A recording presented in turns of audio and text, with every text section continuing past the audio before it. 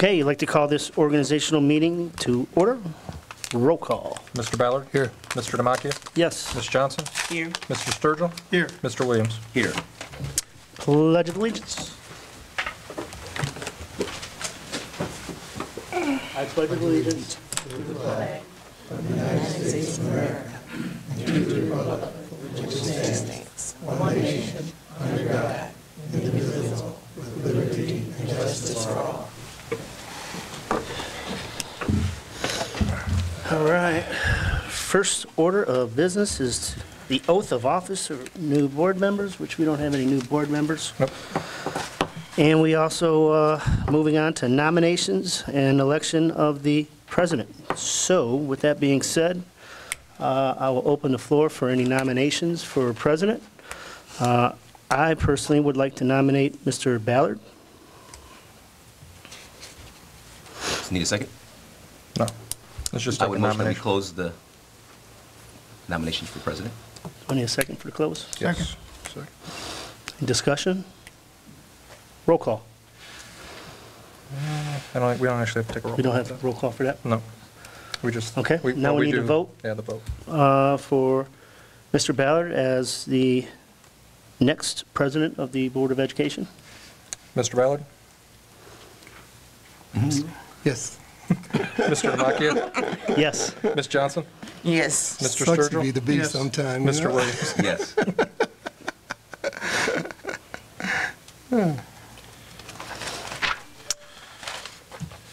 That being said, congratulations, Mr. Ballard. You are now the new president of the Board of Education, and we need to do the oath of office.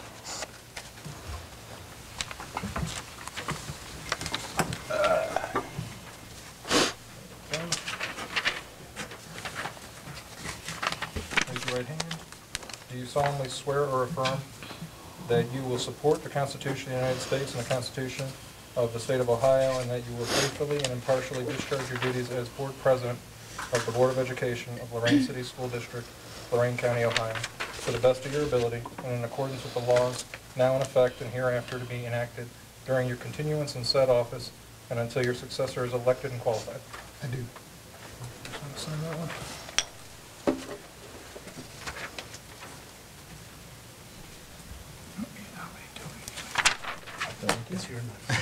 Congratulations. Thank you, sir. Oh, mercy. Thought you would close this meeting, sir. You want me to? Yes.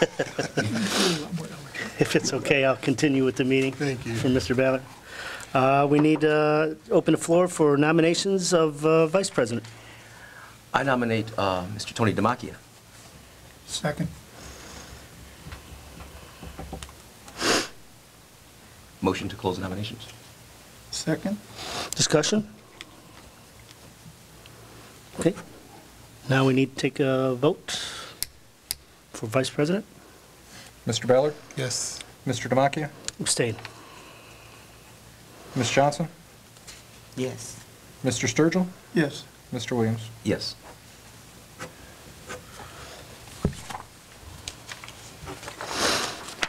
Now we need the oath. Yeah.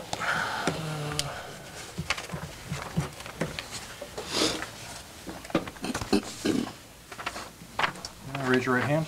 Do you solemnly swear or affirm that you will support the Constitution of the United States and the Constitution of the State of Ohio, and that you will faithfully and impartially discharge your duties as Board Vice President of the Board of Education of the Lorain City School District, Lorain County, Ohio, to the best of your ability and in accordance with laws now in effect and hereafter to be enacted during your continuance in said office and until your successor is elected and qualified?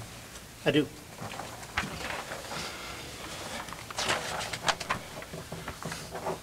Can you do the rest of this consent agenda? Thank you. You're welcome. Congratulations to you both. Thank you. Thank you.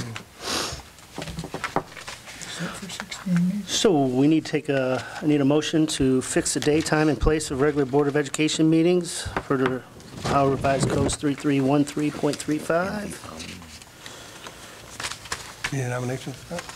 A Yes. recommendation? We need a nomination. All right.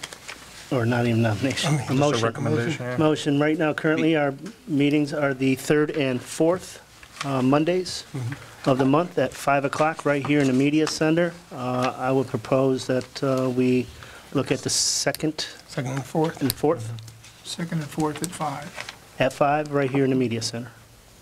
So moved. Support. Discussion? Roll call. Mr. Sturgill? Yes. Mr. Ballard? Yes. Mr. Demakia? Yes. Ms. Johnson? Yes. Mr. Williams? Yes. Need a motion to continue, I'm sorry. Oh. Go ahead. okay. Need a motion to continue to tape and televise our regular board meetings? So moved. Support. Discussion? Roll call. Mr. Ballard? Yes. Mr. Sturgill? Yes. Mr. Demakia? Yes. Ms. Johnson? Yes. Mr. Williams? Yes. Before we, just let's have a moment, please. Looking at the agenda. Yeah, sure.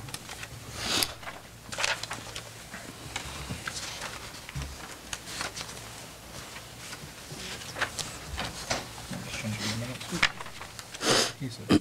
Okay, I just want to make sure.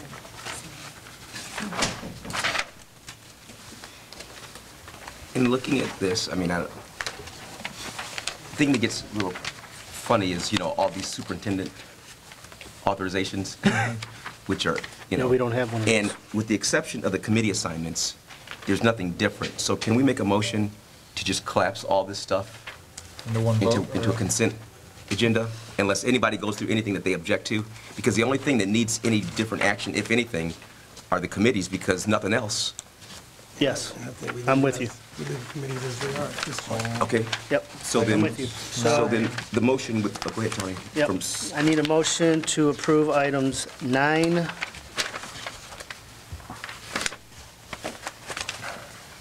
through 17. So moved. Second. Discussion? Roll call. Mr. Ballard? Yes. Mr. Williams? Yes. Mr. Demakia? Yes. Ms. Johnson? Yes. Mr. Sturgill? Yes. And I would also recommend with the committee appointments, I do know that we have committees currently set up, but I would either table the appointments of the committees, leave the committees as is, but table them till we can later on Because the discuss only it. new and addition appoint. is Yeah. Yvonne, and we have had no committee. We don't do any.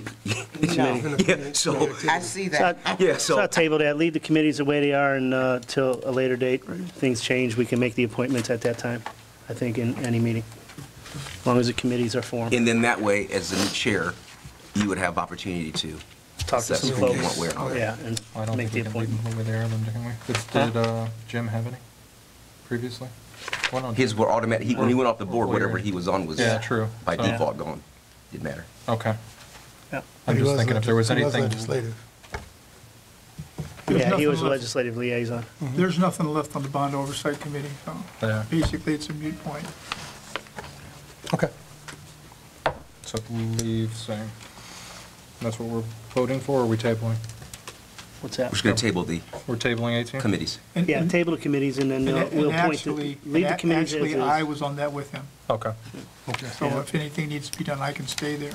Got it. So if we need a formally, I motion that we table the committees until the president's further. Okay. Okay, need a second? Support. Discussion? Roll call. Mr. Williams? Yes. Mr. Ballard? Yes. Mr. Demakia? Yes, Ms. Johnson? Yes. Mr. Sturgill? Yes. and then item 19, we don't, Pull it? yeah, we don't need that.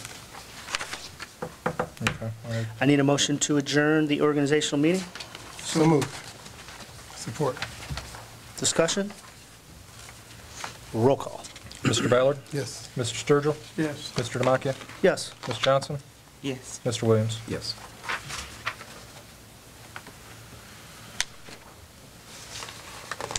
Okay, we're going right into the text. Well, we're going to the regular, it's in the regular. Yep, We'll okay. collapse it all. All right, moving right along, I'd like to call to order our regular Board of Education meeting. Roll call? Mr. Ballard? Here. Mr. Demakia? Yes. Ms. Johnson? Here. Mr. Sturgill? Yes. Mr. Williams? Here.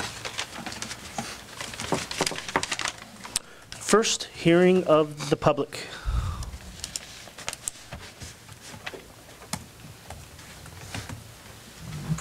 Hi, I'm Marge Walker. And anyways, I'm going to hit on a subject that I talked about last time, is the school starts too early. If they have to be at school at 7:15, that's too early. And when you figure they have to get up in the middle of the night. And they have statistics that I read that in Seattle, they had a study where they went to school 7:45, and I don't think that's that late enough. That they get more rest, they study better, and they aren't as angry. And when you don't get enough to sleep, you want to be angry. And that's what the problem is. The kids need to get more sleep in the morning because they aren't getting it at night. That's it.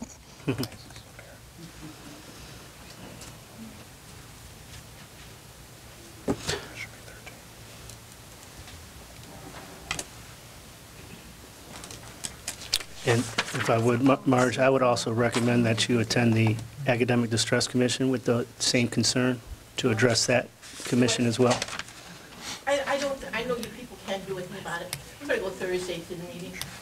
I hit him with that already, too. Oh, good. Thank you.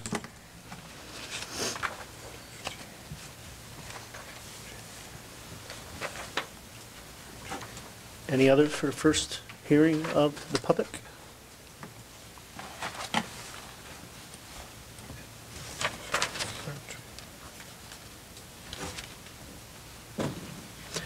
Any requests from board members? I have one. Yes, sir. I address this to Josh. Josh, I would like to know, and you don't have to give it to me today, like the next meeting. I'd like to know how many lawsuits the district is currently active in. Okay. Okay, because I'm just, Yeah, that's easy enough. We just did our closing out the year, and we had to put all the legal into a report anyways. I'll just give you guys yeah, that. I just want to know how many we're actually involved in. Okay. And I'd go a step further. What we're involved in, I know one of them, I think, was just partially settled with an employee issue that we were supposed to have to go in for, but then we didn't have to go in. Yes. I would also like to know the cost that we have incurred, be it direct cost to the district or through our insurance, for pending, and, you know, because that's the other piece. The one lawsuit that is just almost finalized.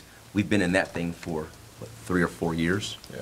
And so, accumulating over time, lots of costs. I know the piece with the gas well. That thing has been going on forever, and we were probably, you know, I don't know if we're 6 figures deep in that. I know insurance pays some of it, but so along with updating us on what we're in, also update us on costs that have incurred, what is closed, what is open. Okay. That could be. That way, that report is a little bit more detailed. Yes.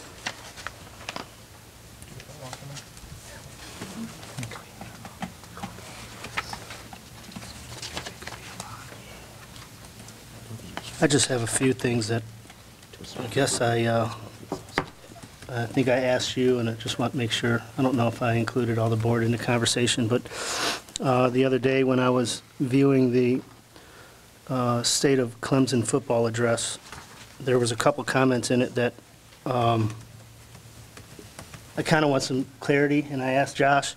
But the one comment was that the district was out of fiscal caution for the first time in over a decade, which is accurate. But again, I believe it was back in 2016 we were eligible to come out, maybe even sooner than that, out of fiscal caution.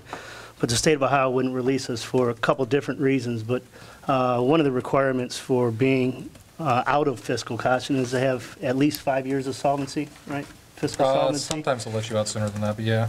I And- think in current situation, they Right. wanted us at least 5. And then. And at the time, prior to even Jeff Graham getting here or yourself getting here, we were eligible to come out.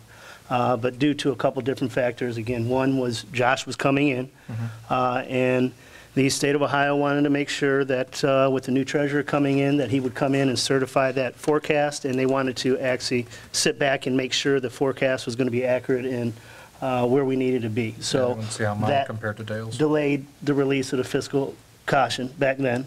And the other one was, there was some conversation attaching the fiscal caution to the academic issues of the district, which have no relevance whatsoever. But I just want to make sure that we're clear that it certainly wasn't anything that happened overnight or within the last 2 years. This was occurring before, and if, I know you three were on the board at the time, when we were dealing with a lot of fiscal issues. This happened because of things that were done probably in That's 2012. that's what I was going to say. It happened because everybody in this district gave back. Yeah. The unions came together and made some concessions to give some back. The Board of Education gave some back. We had some great negotiations with all the unions, our teachers, our community passed a renewal and a new money levy. So, you know, there were $7 to $12 million deficit. There was a whole lot of cutting and giving. And Absolutely. what about those? I mean, we did a buyout of retirements. Yeah. So there was significant, the actions precipitated, I think these actions were even before you got here. Yeah, for sure. Majority of Yeah, them, and so, and I agree with you, Mr. Mackey, because it was characterized as this was a result of recent decisions made, and that's just not accurate. And I think you used the word trimming of some things here, and yeah, so I just want to make sure we're all clear and not mischaracterize how we got out of fiscal caution. It was due to a lot of hard work by a lot of people. This district managed 21.4 million in a period of 2 years. Correct. And like I said, and it was a deficit. And it was everybody coming together and realizing what we needed to do, and we did it, you know. And I'm really surprised that it took this long for the state. It doesn't seem like they move fast on anything. No, they don't. And unfortunately, during that time, we did have to make some tough cuts, but we were able to bring much of that back since then. So I also think the state isn't looking at us before this stuff or during it or after. That part of the state is looking at, you know, their protocols is when a district's in this condition, they have to do this, and then we're going to keep a close eye on it. Right. And you know, so we didn't really care what they thought. We knew that we were fiscally sound, and whether they acknowledged that when it happened or 2 or 3 years later, because we did the due diligence to get there. I think the issue is not the state's delay in acknowledging it, but who's taking credit for it. Right. To be flat out honest, there are folks taking credit for things that they didn't do or create. And in this political environment, you're not going to get away with that. Right. Some things would be better left unsaid because there was no question asked. Right. But when you volunteer information that gives you, this is what we did and you didn't do it, that is misleading. Yeah. And the other misleading comment in that was the comment about the associate's degrees, where, which is true, we have 21 students on track to graduate with an associate's degree compared to 4 last year. But the reason for that is because we eliminated early college because of the excessive cost of early college at the time. And we were building into and building up Titan College, which then we had to start that program all over. So the build-up started well before this current administration sat in, and this is the result that program's getting, is not a result of something that has occurred recently. You know, and again, also, those people did a great job building it up, and of course, hopefully next year we're going to have more. But that program started all over. But also, Tony, with the starting class of that program, these are kids who I think they were, was it 7th or 8th grade? Correct. They've now gone through the whole matriculation. That's right. You know, in the first year when we started the program, if you're a junior, you're not going to get enough. For, I think, the graduating class 2 years ago, they were freshmen when it started. But even in that, some of those kids didn't start taking College Credit Plus until the next year, the following year. So now we're seeing folks who've been in the program for 4 or 5 years. Yeah. That it takes to get those. I mean, it's not like you're a full-time college student. The number of quarters or semesters, I should say, that it takes to get enough credits if you aren't in the early college program, it takes the whole time that long. That's right. Yeah, I don't understand why folks want to. Yeah, that's just frustrating when the good work that folks have been doing in the district, administrators in the past, Right. Teachers in the past, and then they're characterized as being somewhat incompetent, yet someone is taking credit for, and that's not even board work. I mean, we make some of the decisions, but those teachers and those administrators, and even, I think, Amanda Haney's office, trying to figure out how to get through this College Credit Plus, because that was one of the craziest things in the world. Yeah. We had parents coming in upset because kids didn't get this class. They've done a really good job of navigating something that the state dropped on us without any warning. So, yeah, you're right. The credit should go to those who earn the credit. Yeah, absolutely. And the only other comment I have is the Dabo Sweeney and quarterback example is the only thing I could say about that is that quarterback was a top recruit in his country. He was a very experienced football player, whether he was a freshman or not. Making an example of somebody that spent their entire career as a college football quarterback compared to the new folks that they're bringing in here that have never been in a classroom or been an administrator ever anywhere and coming straight from Teach for America. I think that was just a poor example, if that in fact was what he was alluding to in that statement. But other than that, that 12-minute State of the Schools address was interesting. That should be item 13. Okay, I think that could be another one. Yeah. You remember I said last time that sometimes the teachers had an unhealthy attitude and they were somewhat saddened in their environment in some of the schools. That could be one of the areas that we could give credit to and pull that out, what Tony was just saying, and build that up to show that they had previously started that program and show the good things that they had done before and give them credit, because that took a lot of time, and not let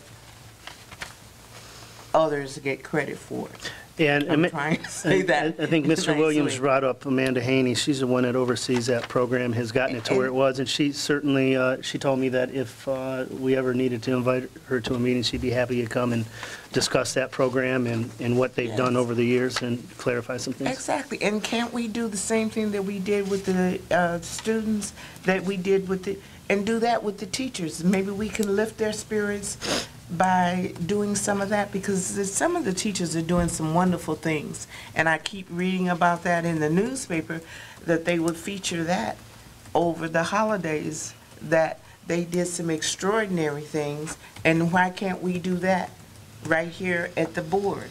Bring them here and give them awards and feature them so that they can get additional admiration from us. That would be a wonderful thing, too. No bad idea. And maybe that could lift their spirits. Because you know what? When I was thinking about that and my lack of my understanding, that I read everything, as you know, that the CEO gave. I read the books that was given out. I attended the meetings, all that I could. I tried to get some understanding about the deans that were coming in and the placement. But what I tried to stay in that lane for nothing but for the students.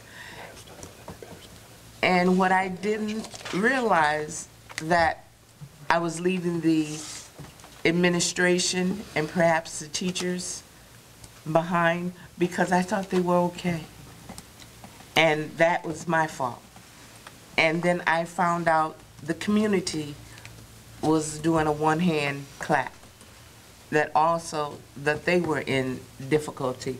And I intend to, this year, also remedy that, because that needs to be improved. All that needs to work together, because all I did was focus straight on the students. And all I could hear was, if it's good for the students, I vote for it. If it's not good for the students, I can't hear you talking. So, and that was one of the reasons I stayed so much with the CEO, because I wanted to know what he was doing. I wanted to know his administrative style, so I read everything, all the books. I stayed with them. I read their resumes, so I would know what they were bringing in to Lorain County, Lorain City. because I thought that was very important for me to know, because it was so different from what I was used to. So now we're going to spread that out and see what's going on in the schools. I wanted to make one comment about early college, and then I'm going to let this go. Okay. Okay? When we were doing all of our stuff back in 2012, 2013, and we focused on early college, we were told that early college was actually quite expensive. And that, and then we got Titan College, and we said, well, if we're gonna have Titan College, we're gonna bring it back into school, we're gonna control the expense, okay? Because we're actually paying, I would say we're other people from other schools, we're like the sponsor, am I right? Am I correct? We're like the sponsor, but we get kids from Amherst. Our valedictorian this year is, I believe, from Vermillion, and she's at early college, she joined it, and this and that. So we're helping other people, but I'm interested in helping the students and the children, the children of Lorain. And we were told that it was quite an expense, and that it was much more cost effective to have Titan College here than it was to have. I mean, he showed us. I don't have the cost figures on me, but he showed us where It was early- approximately $2 million to operate that program. Yeah, somewhere around there. that we would save ourselves. I believe he said $1.5 million Yeah. if we brought it back into the high school. And that's why we wanted to bring it, and that's why Titan College was supposed to go. And then that was what it was supposed to be. Okay, so. Without severing our partnership with Lorain County Community College, because Titan College is still a partnership with them. And I would go further, Bill, because you're right, absolutely right. If we could afford to do both, we should do both. They're very different. The experience that Titan College gave, because again, when we look at what the prerequisite was, the first true prerequisite was first-generation college student. And having that exposure to the college campus was critically important for those kids. And I think it was an absolute plus for us. It's one of the best programs that Lorain Schools has ever produced. And we can look at that just from the outcomes, from the number of students who attained associate's degrees, were the first in their family to get that college experience and the college degree. No matter what other things are, there's no way that program should ever be devalued, because it did things that no one else in the county was able to do. And that is really what I think, because we were working with Dr. Church and the staff on the other pieces, that's what precipitated the Titan College and every other college program that every high school in the county has now. So that was the foundation piece of all that. And I do wish, I think if we fiscally could afford to have both Titan College and early college, then, I mean, again, I think the kids who are, my daughter got an associate's degree. She never left campus with Titan College. So it gave kids who are in the school district who never go to LC an opportunity to get it. That's great. I would love it if we could offer both of them. Again, when you get into priorities and funding, so the reason I say that, because at some stage, if we have a certain level of fiscal solvency, we should always reconsider bringing Titan College back, because it does something uniquely different, early college, than Titan College. But Titan College also released a couple requirements for students. It opened it up Yes. to all students, To all as students. opposed to first-year generation college students. Titan College is amazing. Right. Now, even in terms of our guidance counselors, when you've got 5, 6, 7, 8, 9, 10 college credits, they got to talk to you about college. Yeah. You know, so I think there are two wonderful opportunities, and in our best scenario, we don't have this or that, we have this and that. And so at some stage, when we're in a better place fiscally, or if we get the right kind of sponsorship, or if we figure out some way of funding that program, we should absolutely reconsider extending that opportunity again. So, President, find that avenue for us, right? Yes, sir. You know, I am a proponent. I love early college, so I can say not enough good stuff about early college at the college itself. So But you're right, Bill. I'm going to stop. Couldn't afford it. I'm going to stop right there. That's an amazing opportunity there. No question. We just couldn't afford it. Okay, I need a motion to approve or amend and sign the minutes for the regular meeting held December 17th. So moved. Second? Discussion? Roll call. Mr. Ballard? Yes. Mr. Williams? Yes. Mr. Demakia? Yes. Ms. Johnson? Yes. Mr. Sturgill? Yes. Report and recommendations of the treasurer. Old business? What? Oh, any old business? Yes, one piece, if you could, or Mr. Chair, whoever, for our next meeting, if it's possible for us to invite Mr. Giardini, Okay. because we have some, it's kind of that legal stuff, we have some pending stuff that we need to talk about, and we need to get some recommendations on some potential pending legal things going forward. Okay. And, I mean, I think we're at a position where we have to look at, you know, what options we have in dealing with a lot of these extraneous pieces. And without his counsel, it's more difficult for us to make those decisions. Sure. Okay. So we could be more specific in terms of items we want to look at. I'll add to that as well. I would also, Josh, please be sure to invite our CEO to our next meeting. Okay. Am I reaching out to Giardini or one of you guys? That's just a summary that's of what what we've already done. Mark, you'll reach out to Mr. Giardini, right? I will reach out to Mr. Giardini. That'll be fine. Okay. Report and recommendations of the treasurer.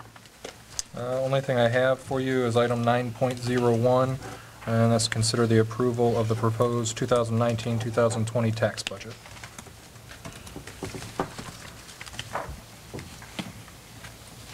Motion to approve? Support. Discussion?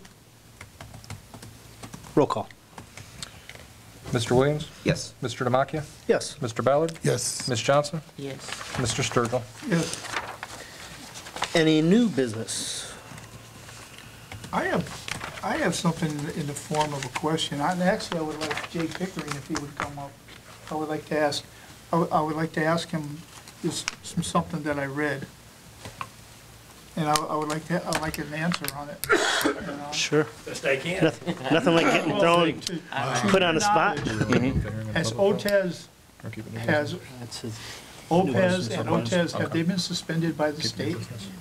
No, I'm not aware that Does they House have. Bill 70 supersede OTES and OPES? I certainly wouldn't think so. It's a separate law. Can you, because people know what you're talking about, you say OTES and OPES? It's basically the evaluation of our administrators and the evaluation of our teachers. And I say that because of the comment that was in the CEO's thing that everybody got. And I had several people call me because they felt a little threatened and they felt a little worried. And I tried to tell them, I said, you know, you get judged on your performance and you get evaluated every year. You get evaluated every year still, Yeah, we right? do, yes. Okay, and I would still think that you would have to use that evaluation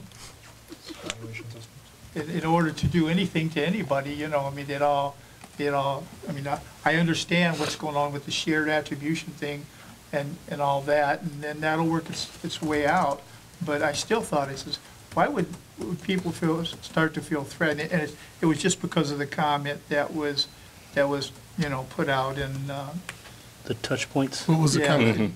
in the touch points, you know, and it, What comment was it? What was the comment, Bill?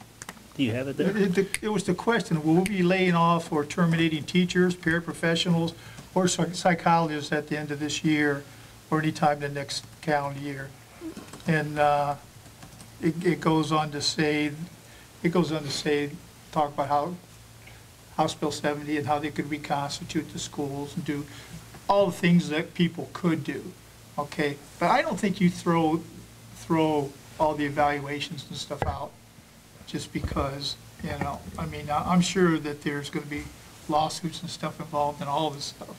You know, it would, if I was, you know, there definitely would be, you know? But I just wanted to know if those type of things were still in place, if OTES and. Yep. Yep, they're still in place, yeah. Yeah. And if we take the CEO for his word, he told me as well as in the public that he will follow our current teacher's contract till it ends, which would not be until July 31st. Which, my point in saying that is, I don't believe he would be being honest if he were to suspend any of those rules prior to that time. which would affect how teachers and where teachers will be placed for next year, since most of it will be done in the spring. Yeah, I mean, I see things a year or two away, even if he wanted to do something like that. I still think things are a year or two away. So I think some people are panicked, but people panic. People don't like to feel threatened. They don't like to work under duress. You know, they like to come to work and do the best job they can. Okay, and not. But I think that, I understand that. But the anxiety part of it, correct me if I'm wrong, is when a CEO makes a statement like that, understanding the powers that are created, delegated, re-delegated by House Bill 70, knowing that in the third year, I think it is, the contracts become an issue on the table. There's good reason for this. These folks aren't. If you think someone's following you and they are, you're not paranoid. So, and so people are paranoid because they feel threatened. If I feel threatened, then I'm not paranoid, especially when there are things in the atmosphere and environment that confirm the hairs on the back of my neck. When the stuff stands up, there's something going on. And so people, the hairs on their necks are standing up. And they read all the stuff that's going on, they see what's happening, and that's what, is that accurate in terms Absolutely. The anxiety amongst the employees, especially the teachers, is incredible right now because we just don't know. There are comments made, there are things that are not followed through with, and yeah, no, you're definitely right. The morale is extremely low right now.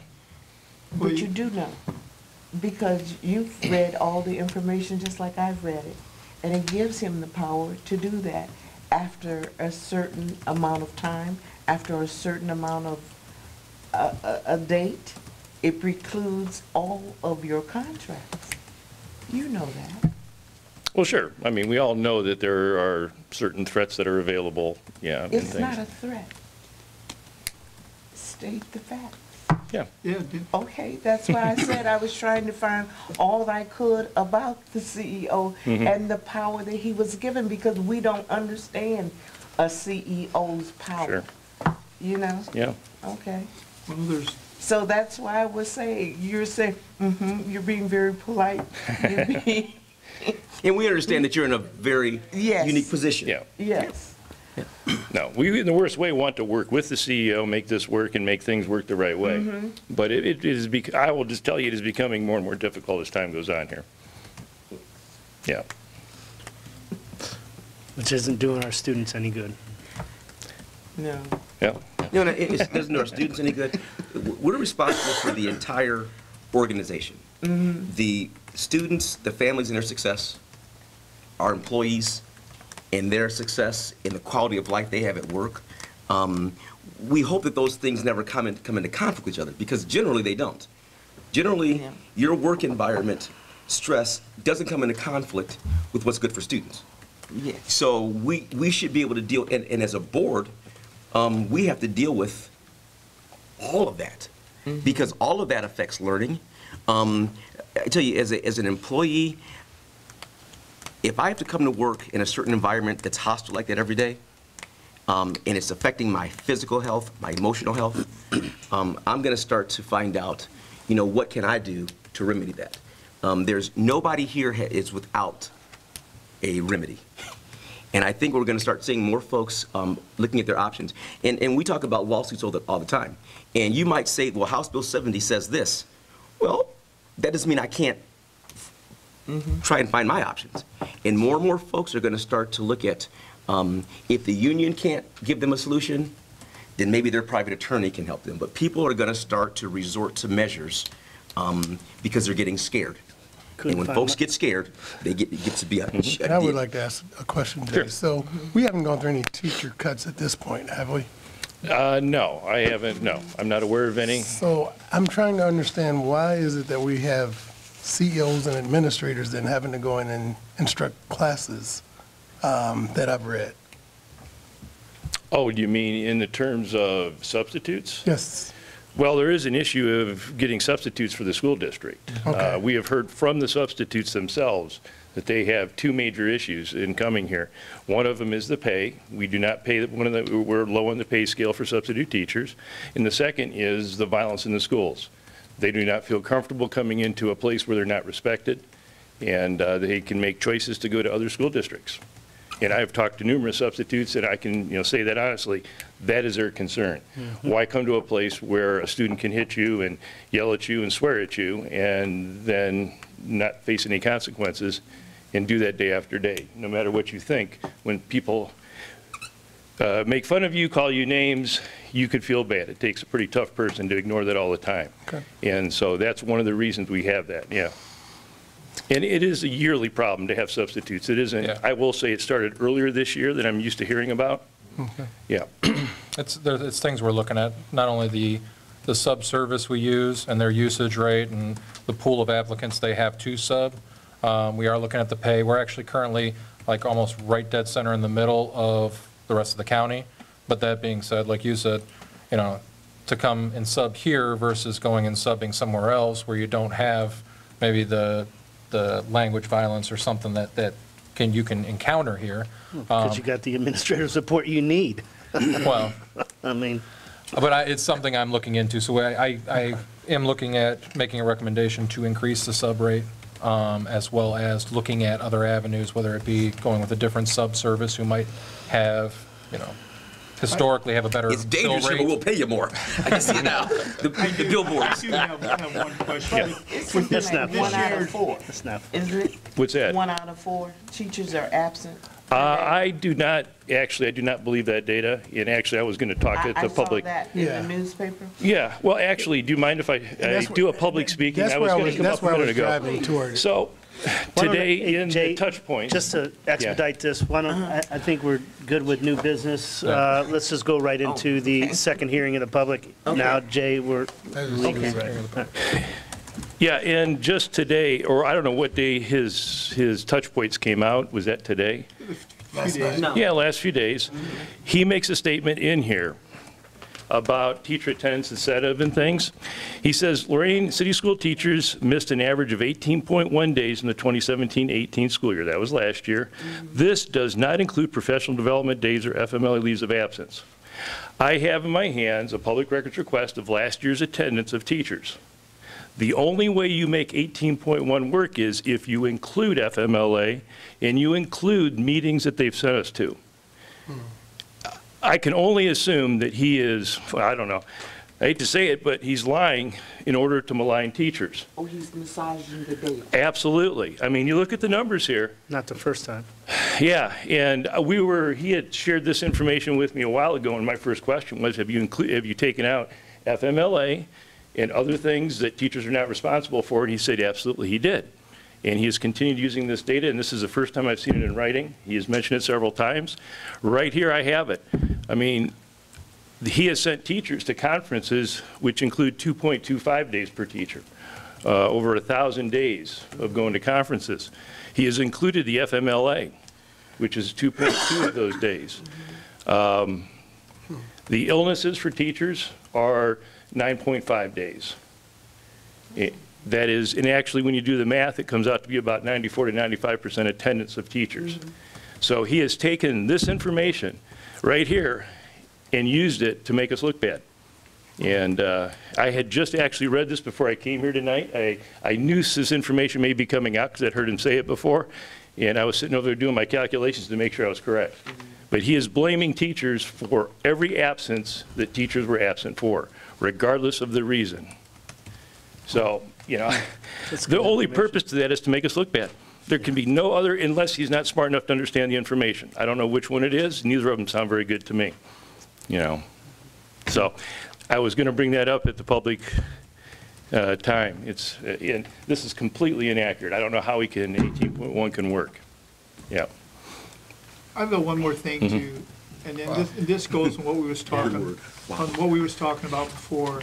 And if I was, maybe I don't even know if I want to say this, but it could be true. I was told that a teacher quit this week because that there was no way anybody was going to get a good evaluation this year, so that the teacher just decided to leave. you know, and I thought, wow, what an option. You know, I mean, if I felt bad coming to work and I felt that nobody appreciated me and I couldn't get a good evaluation, I think I would just quit too and go, I mean, if I could afford it, I'd quit and go work somewhere else. And, and I hate to say that because we have a lot of good, we really do have a lot of good teachers. I believe that. Yeah. And, Absolutely. If I know the same one you're talking about, she's considered an extremely good teacher. I heard By that. all means, yes. I mean, The lady I it's- heard was from Admiral King Elementary. Okay. Yeah, and I'm not even sure all the details. I did have some of my folks call me and say, hey, we're trying to talk to her because she had made a rash decision, but, you know. I don't know. And maybe it's a different one. There could be more. I mean, this is Believe me. when you have an administration that leads with intimidation and bullying tactics, nobody wants to work for an environment like that. And, you know, you said it earlier, and I think that, you know, teacher morale and even student morale is the lowest I've ever seen it. And in my, you know, I went to school in this district and taught here, coached here, and the rest of the time been on the board, and I've never seen it I think this bad. it's really unfortunate when you, in administration or in authority, targets folks in a certain demographic, be you a teacher, an administrator. We're about students. But as a board, if we were to say this, we're concerned about students, but we don't care what happens to the adults, Yeah. that's reckless, irresponsible, Yes, it and they is. should sue all of us.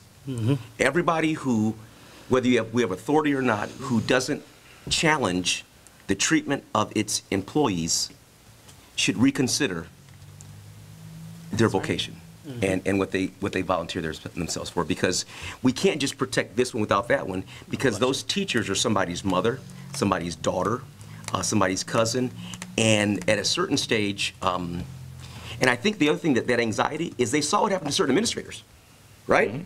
Sure. This is they see we're next. Yeah. They've seen what has happened to their peers. They've seen their peers walk out of buildings. They've seen their peers accused of things. And what they're saying is, we've seen it going around, and it's getting closer, and the closer it gets, that's the environment that exists. So they don't feel safe professionally. Now, professionally, I think physically, emotionally, listen, this is a very, when you hear about workplaces like this on the news or on television, it brings pause to you, right? Because you say, how could that happen? Where could that happen at? Well, it's here. Yeah. And I'm not trying to say exactly whose fault it is. I'm just saying it's here. And we as a board have to begin to look at how everybody's affected. Not this thing where they throw that piece up, scholars first, students. It's not students Yeah. only. It's what kind of environment, work environment, learning environment exists in the Lorain City School District. But how do you improve that? Well, first we have to acknowledge that there's a problem. Well, And then, we're doing that yeah. now. And honestly, I don't know, especially with the limitations of what we have, but I think more conversation about it, asking questions about it, holding people accountable for it, we're going to have to be a bit more assertive and aggressive, because what's happening is happening. And Should we go school by school? that I don't know, honestly. I think maybe we could have a work session and we could strategize on some of the things that we can do to try and gain more knowledge and insight of what's happening.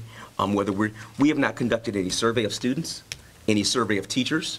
I think if you can create the right anonymous type of survey, you can, Oh, yeah. it's not like we're the only ones who have to do this. I think Yes. there are methods out there that will allow us to get, listen, we have board money, let's hire our own consultant.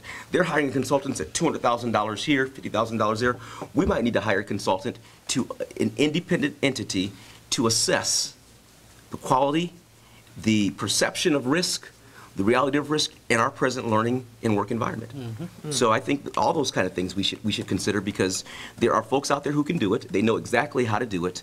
And if it costs us money to do it, I think it's worth, because again, if we're going to have a strategy on what to do, we need to know exactly what it is and how bad is it. If we're hearing about it now, let's assume it's probably a bit worse than we even know. What it always is when you find out. But even with the ODE review that was coming in the past, some of that would have probably been identified in some of those review processes, correct? Right. If your employees aren't declined in your top 3 core value, okay, there's something wrong with your organization. Because everybody should, I mean, we need to value people, and I don't see that right now. And you can tell the union, I personally apologize to them. I would never have thought that it would ever have gotten to this point. No, I agree. And I'm sick of the blame game. Okay, now I want to see solutions, and I want to see when the test scores come up, he owns it this time, okay? The CEO owns the test scores this time, I want to say that. I would agree. Thanks, Jay. Okay. Thanks for your time, folks. And the ADC. Yep. Hello, I am Harvey Washington. I live on Riverside Drive. I had a question for you, Josh, I think. Did Mr. Hardy ever donate his tax money? He said he was going to donate a portion of his salary that would equal to average property in Lorain. He does a payroll deduction. I'm not exactly sure off the top of my head how much it equals out to or the total of what it would be, but he does do a payroll deduction out of his check. Okay. Is that public information, knowledge? Do you know if he will continue to do so? That I don't know. Until I get something stating that he wants to take away that payroll deduction, it'll stay continuous until he submits to remove it. Okay. Do you know if the CEO was given his $10,000 bonus? Not that I'm aware of, because it would have had to come through. State. Well, the school would pay for it, the state would reimburse, and nothing has come through my office stating either way. So we haven't paid it, so. Okay, and do you know whose health care he uses? He's on the district healthcare, but we are reimbursed through the state for it. Okay. That's it, thank you. Thank you. A follow-up to that question, though. If we're doing a payroll deduction, where does that go? That's the thing, we've been putting it into. No, it's. I would hope not. It's put into an account, and that's, actually, interesting one off the there. top of my head. right. You know, John, you're too good of a bean counter not to know. No, that's what I'm saying, off the top of my head, I didn't think about this until it was Sounds just like a brought public up. records request It is was a coming. payroll deduction, and. To nowhere. Well, it's in an account, I don't know that I've ever been given any directive as to where to forward it, honestly. So it's probably accruing in the account. I'll have to look at it when I get back. Thank you, Mrs. Washington. But I do know there is a payroll deduction as to what's being done with it. It's just money accruing, essentially. It's the same way as if we did like the levy. It would be the same way. If it was a levy campaign, it would be. But we know the where that money. is. We know where those go. Right. That's what Exactly, but I don't know. It'd be interesting to hear the answer to that question. But I've never been given a directive when as Who's to going where to to get us the send answer it. to that question? Are You- you? Yeah, I'll look into it. So how does that typically, I've never heard, how does that work? How are you given a directive as opposed to defining the directive? Well, So typically when things come in, you determine where they go to. No, normally there's something that has already, like, for something like that, the money is being collected for a purpose. Right. I don't know that I was ever given the purpose as to why I was being collected, other than like We what can probably was. discuss this later. Oh, okay, We're in a sorry. hearing in Okay. public. Yeah, I was just, I was. And I know I could folks just probably have to say move my on, few so- words, because I have to go to another meeting, Yeah, and I'm I late. figured. Sorry. I just want to say that with the early college and the Titan College, as a citizen, when you go to the college and they graduate your students from Lorain City Schools, you're a very proud citizen of Lorain to see those kids go up and earn their two-year degree and their high school diploma.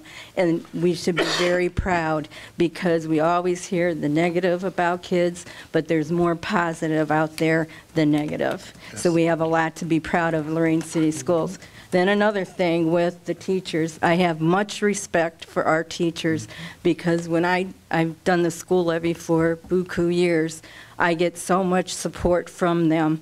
Then I remember one time we had a rally, and we had over 200 teachers and staff show up to support us in the school system. And to this day, I still have teachers and administrators that donate every 2 weeks to our campaign. So whenever we're ready to have a campaign, we'll be ready to go. And that says a lot, I think, for the teachers, because you know, through the years, I had seen the morale and the spirit up.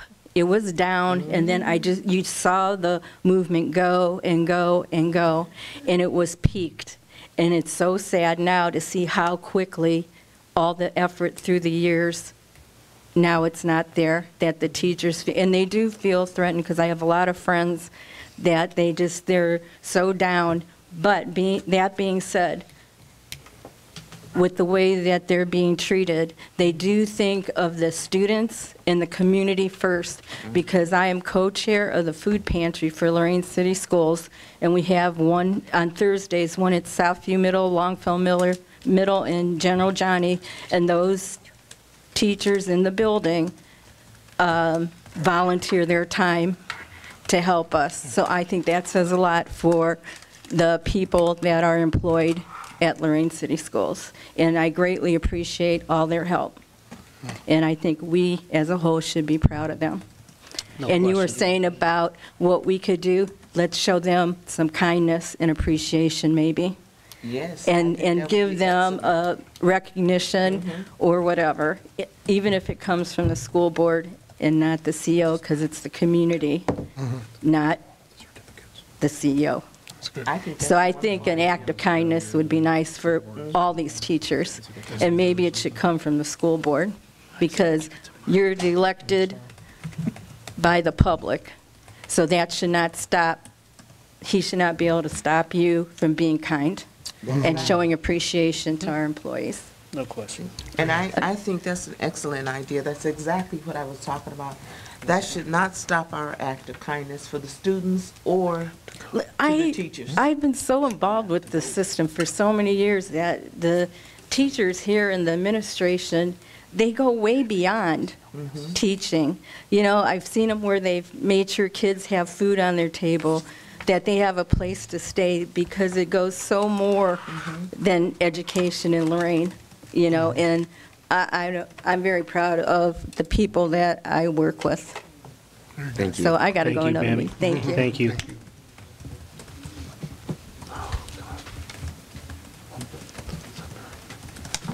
Good evening, Summer Harvey. Speaking to the bonus that you said was not given to Mr. Hardy, does that mean there's been no evaluations done? Because I know that that is directly correlated to an evaluation done by the ADC. Are you, okay, so let me rephrase that. Are you aware of any evaluations that have been performed on Mr. Hardy by anyone ever? I wouldn't have anything to do with that, so no. I'm not aware of any. Okay, thank you. Thank you.